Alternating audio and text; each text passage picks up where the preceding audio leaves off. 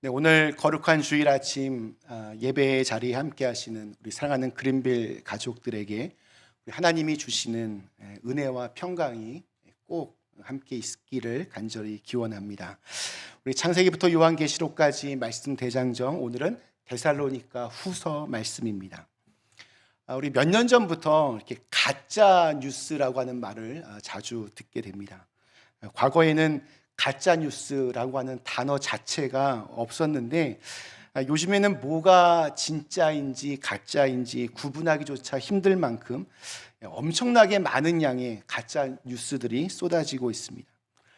그런데 여러분, 가짜 뉴스를 읽거나 아니면 유튜브로 보거나 하면 굉장히 정교하고 그럴듯하게 진짜처럼 그렇게 편집을 해 놓습니다.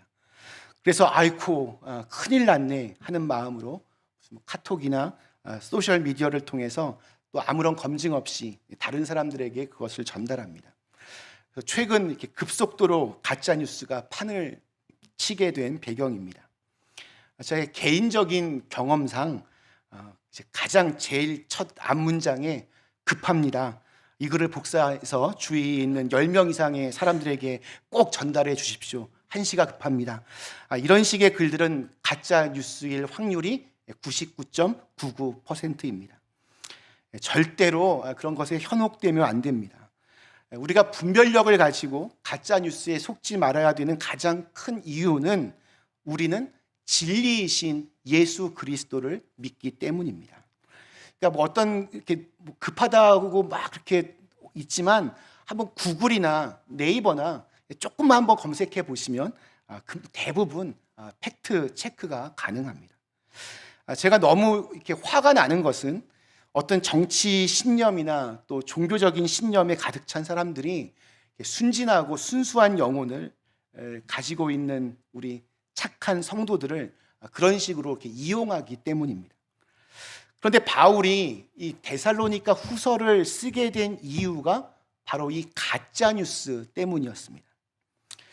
우리는 지난주에 환난과 핍박 중에서도 믿음을 지키고 교회를 지켜낸 데살로니가 교회 때문에 바울이 얼마나 힘을 얻고 기뻐하고 위로를 받았는지 함께 살펴보았습니다. 그런데 얼마 지나지 않아, 1년도 되지 않아 바울에게 이상한 소식이 들려집니다. 데살로니가 교인들이 잘못된 종말론에 빠져서 주님이 이제 곧 오신다는데 이른해서 뭐하냐, 이런 식으로 아무것도 하지 않는다는 충격적인 소식을 접하게 됩니다. 그래서 다시 급하게 쓴 편지가 바로 데살로니가 후서입니다. 한마디로 종말에 대한 가짜 뉴스에 속지 말라라는 것입니다. 오늘날에도 이렇게 잘못된 너무나 극단적인 종말론에 빠진 교회들이 많이 있습니다. 심한 경우에 우리 주님께서 곧 오시니까 집은 팔아서 교회에 헌금으로 바치고 매일같이 교회에서 먹고 자고 예배 드리면서 주님 오실 날만 우리가 준비해야 된다, 이렇게 하기도 합니다. 이런 허무맹랑한 가짜 뉴스에 누가 속을까 하시겠지만 저희보다 훨씬 더 많은 사람들이 그렇게 있습니다. 순간적으로 그 영적인 분별력을 잃어버리면 하나님께서 주신 가정도 엉망으로 만들고 또 일터도 허무하게 무너뜨립니다. 우리 예수님께서 마태복음에서 분명하게 말씀하셨습니다. 그날과 그때는 아무도 모르나니 하늘의 천사들도 아들도 모르고 오직 아버지만 아시느니라. 그러니까 종말이 곧 온다고, 주님께서 곧 오신다고 하던 일 다 그만두고 천국에 올라갈 준비를 하는 것은 성경적이지 않습니다. 내일 지구가 멸망한다고 해도 나는 한 그루의 사과나무를 심겠다고 했던 어느 철학자의 말처럼 하루하루 내 일상을 성실하게 또 신실하게 지켜내는 것이 저는 성경적으로 맞다라고 생각합니다. 오늘 13절 말씀이 이렇게 시작합니다. 형제들아, 너희는 선을 행하다가 낙심하지 말라. 이 데살로니가 교회가 아주 어수선한 분위기에 휩싸였습니다. 바울은 데살로니가 교회를 향하여서 그리스도인으로서 해야 할 선한 일을 하고 그것 때문에 낙심하지 말아라 라고 권면합니다. 여기서 선한 일이란 단순히 착한 일을 좀 하라는 말이 아닙니다. 하나님의 말씀대로 예수를 믿는 사람처럼 그렇게 살아가는 것을 의미합니다. 근데 그렇게 믿음으로 살다가 낙심할 수 있습니다. 우리가 낙심하는 까닭은 선한 일을 분명히 했는데, 분명히 하나님께 기도하며 이 일을 했는데 당장에 결과가 나오지 않기 때문입니다. 낙심은 소원하는 것이 빨리 이루어지지 않기 때문에 생기는 감정입니다. 낙심과 조급함은 둘이 아주 친한 관계입니다. 또 낙심은 사람들에게 괜한 오해와 비난을 받을 때, 또 고난이 생각보다 좀 오래 지속이 될 때 그때 생기는 감정입니다. 낙심은 마음이 바닥으로 떨어진 상태입니다. 우리 국어사전에 보면 낙심이란 바라던 일이 이루어지지 아니하여 마음이 상함 이렇게 나와 있습니다. 낙심이란 단어의 낙이라고 하는 한자는 떨어질 낙입니다. 즉 낙심이란 마음이 땅으로 떨어지는 중에 마음이 상하는 겁니다. 낙심의 가장 친한 친구는 낭망입니다. 결코 좋은 친구 아닙니다. 낙심의 때에 희망을 품게 하는 친구가 좋은 친구입니다. 낙심의 때에 조금 더 인내할 수 있도록 도와주는 친구가 진짜 친구입니다. 낙심이 좋지 않은 까닭은 낙심하게 되면 포기하고 싶은 마음이 생기기 때문입니다. 낙심하면 인내할 힘이 다 소진됩니다. 그때 필요한 능력이 바로 우리 성령님의 능력입니다. 성령님이 도와주시면 낙심이란 감정을 뛰어넘는 영적인 의지력을 가지게 됩니다. 그리고 낙심을 극복하기 위해서는 무엇보다 때를 분별할 수 있는 지혜가 필요합니다. 우리 갈라디아서 6장 9절에도 오늘 말씀과 비슷한 말씀이 있습니다. 우리가 선을 행하되 낙심하지 말지니 포기하지 아니하면 때가 이름에 거두리라. 때가 이른다라고 하는 것은 충만히 차올랐다라는 것을 의미합니다. 우리가 낙심하는 까닭은 하나님의 때를 기다리지 못하고 하나님의 때를, 그 시간을 내 힘으로 앞당기려고 할 때 생겨납니다. 특별히 우리 빨리빨리의 DNA를 가지고 있는 우리 한국 사람들은 기다리는 것에 굉장히 취약합니다. 어떤 권사님이 이렇게 간절하게 기도하셨습니다. 오 하나님, 나에게 인내를 주옵소서. 지금 당장 주옵소서.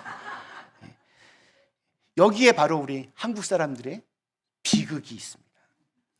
물론 어떤 것은 당장에 이루어지기도 합니다.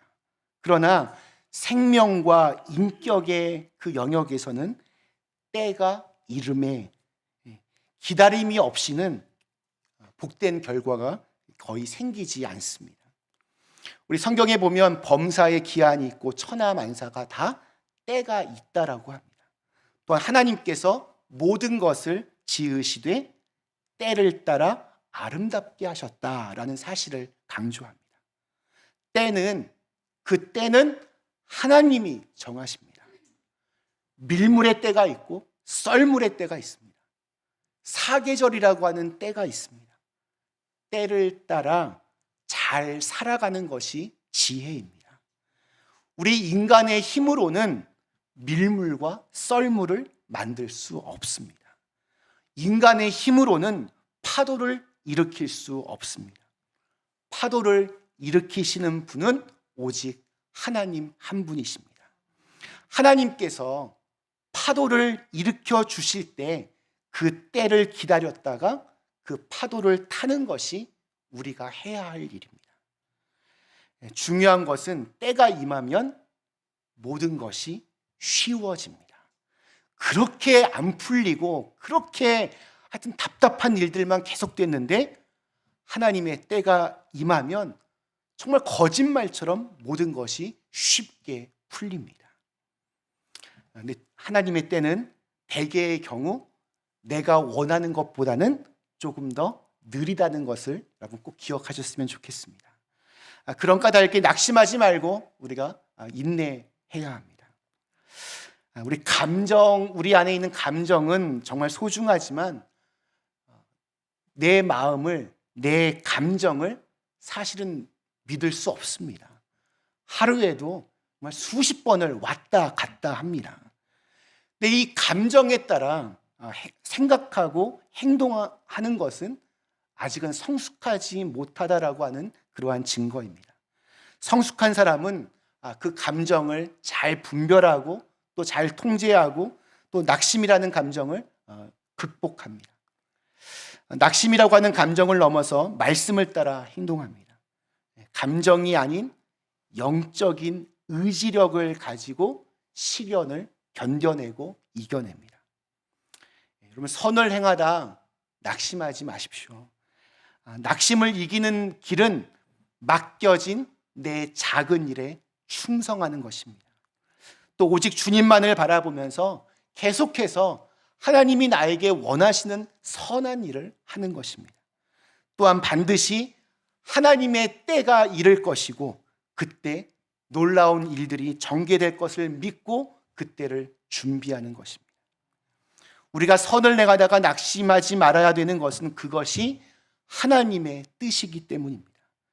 그 뜻을 이루기 위해서 우리가 할 수 있는 일은 계속해서 우리 주님을 바라보는 것입니다. 우리가 낙심하지 않을 때 주님은 우리에게 평강을 주십니다. 우리가 선을 행할 때에 하나님이 원하시는 일을 할 때에 주님께서 평강을 주십니다. 우리가 주님을 닮으려고 할 때에 주님께서 우리와 함께 하십니다. 우리 16절에 있는 말씀이 참 좋습니다.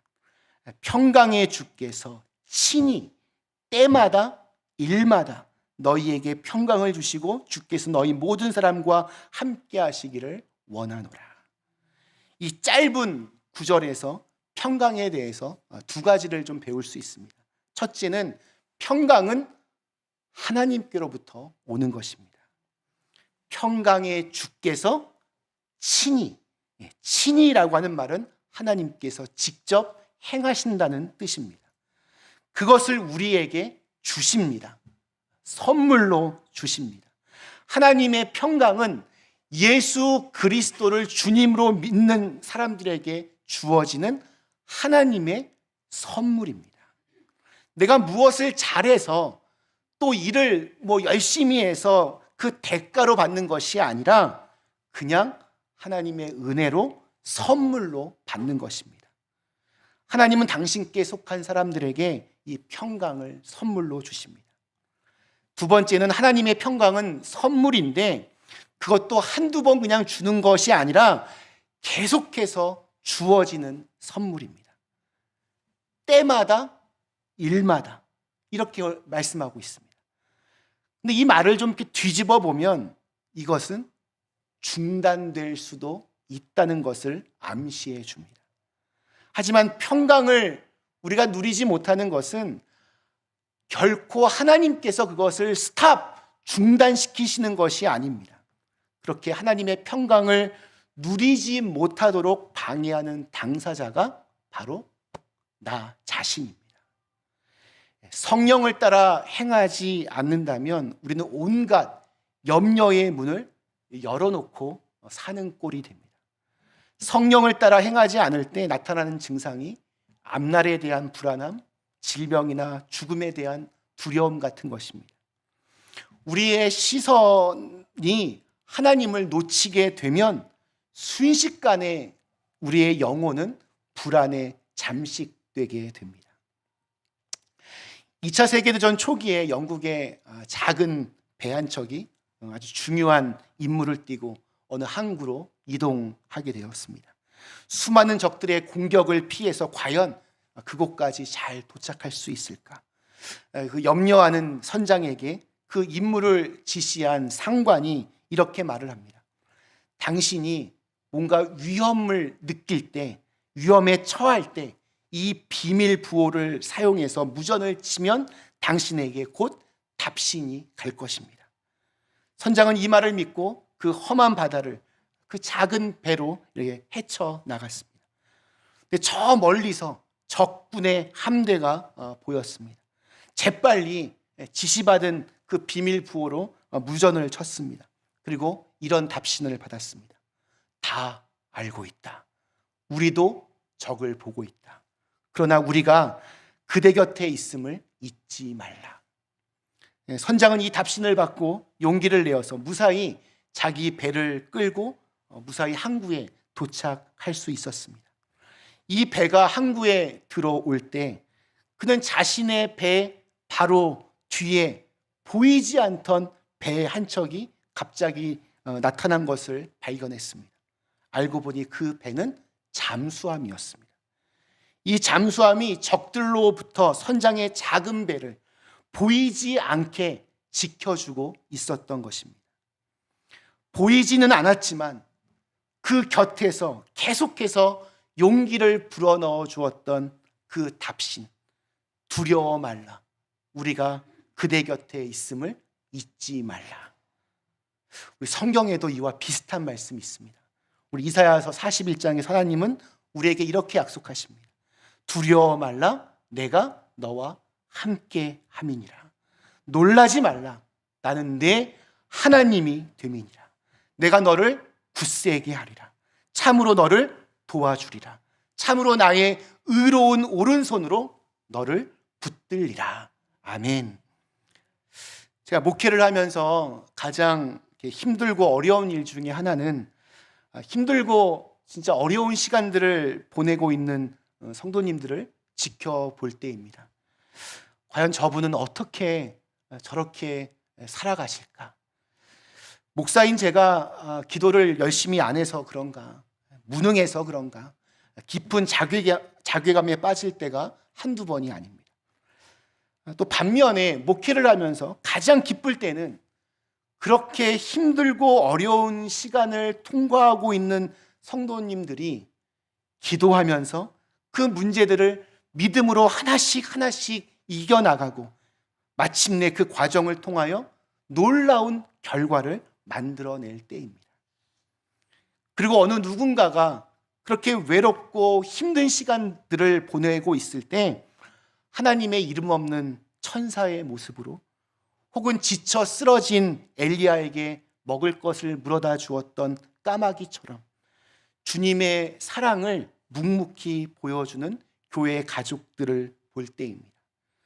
그래서 정말 죽고 싶을 만큼 힘든 시간이었지만 그것이 오히려 하나님의 영광을 드러내는 감사의 시간으로 그렇게 변화가 될 때 그때는 정말 너무 기쁘고 감사하고 또 행복합니다. 우리가 인생을 살면서 모든 것을 다 알 수 없습니다. 하나님, 지금 나에게 왜 이러한 고통을 주십니까? 이렇게 묻게 되는 상황들이 참 많이 일어납니다. 그러나 꼭 이것만큼은 기억하셨으면 좋겠습니다. 그 모든 고난의 시간에서도 하나님은 늘 우리 곁에 계십니다. 우리와 함께 하십니다. 왜 그런지 나는 잘 알 수 없지만 그 안에 나를 향하신 사랑의 하나님의 뜻이 분명히 있습니다. 그 하나님의 뜻을 기도하며 구하는 것이 바람직한 신앙인의 자세입니다. 그리고 가장 중요한 것은 끝까지 그렇게 믿음으로 살아냈을 때 마지막 결론은 해피 엔딩으로 끝난다는 것입니다. 오늘 마지막 18절 말씀이 이렇게 끝을 맺고 있습니다. 우리 주 예수 그리스도의 은혜가 너희 무리에게 있을지어다. 아멘. 우리가 예수 그리스도를 믿음으로 구원의 은혜를 경험했다면 우리를 염려하게 만들고 낙심하게 만드는 그 어떤 어려움도 견뎌낼 수 있는 은혜의 복을 받은 것입니다. 하나님의 은혜를 통해서 우리는 구원을 받고 낙심을 극복하고 영적으로 성장하고 하나님 안에서 평강과 또 그 풍성함을 누릴 수 있습니다. 하나님의 은혜에는 제한이 없습니다. 무한대로 주십니다. 그런데 하나님은 누구나 다 사랑하시지만 누구나 다 하나님의 평강을 누리는 것이 아닙니다. 하나님의 평강과 같은 그러한 은혜는 하나님께 순종하는 자만이 누릴 수 있는 특권입니다.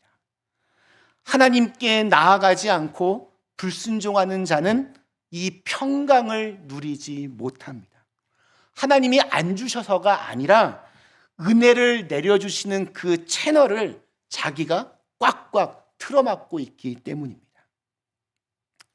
말씀 마치겠습니다. 우리 사랑하는 그린빌 가족 여러분, 창세기부터 요한계시록까지 말씀 대장정, 오늘은 데살로니가 후서에 나오는 염려와 낙심을 극복하는 하나님의 평강과 은혜의 말씀을 보았습니다. 지금 우리는 하나님을 믿기 때문에 이 자리에 있습니다. 하나님을 믿는 사람들은 땅을 바라보는 것이 아니라 위를 바라보는 사람들입니다. 거기에 참된 행복이 있고 거기에 하나님께서 주시는 평강이 있습니다.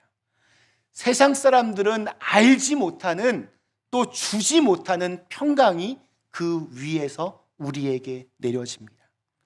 하나님의 은혜를 경험한 사람들은 아무리 어려움에 부딪혀도, 아무리 슬픈 일을 만나도, 아무리 실패해도 두려워하거나 낙심하거나 좌절하거나 포기하지 않습니다. 사방으로 우겨쌈을 당할 수는 있습니다. 그러나 거기에 쌓이지 않습니다. 답답한 일을 당합니다. 그러나 낙심하지 않습니다. 핍박을 받습니다. 그러나 버림받지 않습니다. 거꾸러질 때도 있습니다. 그러나 아주 자빠지지 아니하고 오뚜기처럼 다시 일어섭니다.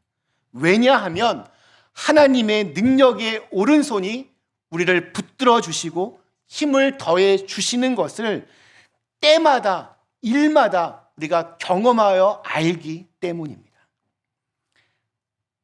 그 은혜와 평강으로 살아가실 수 있기를 간절히 축원합니다. 그 은혜와 평강이 우리 그린빌 가족들의 영혼과 삶을 더욱더 굳건하게 세워주시기를 주님의 이름으로 간절히 축원합니다. 우리 주신 말씀을 생각하며 잠시 함께 기도하시겠습니다. 우리 함께 같이